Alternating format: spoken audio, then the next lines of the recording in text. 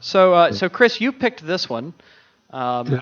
and it surprised me because I also picked this one. The name of the track is "Beginning the Long March," and this opens side 2. If you're looking at the vinyl record of "In Praise of Learning," which is probably my favorite Henry Cowell studio album. So why did you pick this one? I can't remember.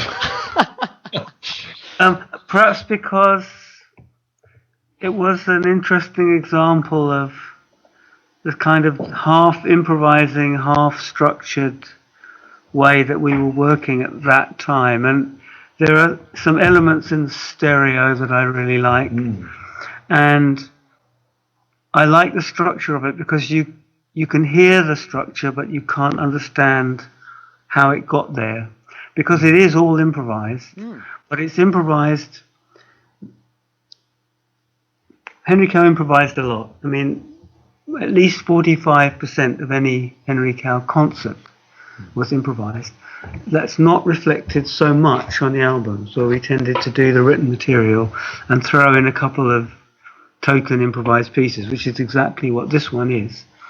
But on that occasion, I remember I devised a system where everybody had in their headphones a count. So you would be doing whatever you were doing, and suddenly a voice would come and say 1, 2, 3, 4. And at 4, you had to decide to change the tempo of whatever you were doing to the new tempo, or to stop playing altogether. Those are your two options.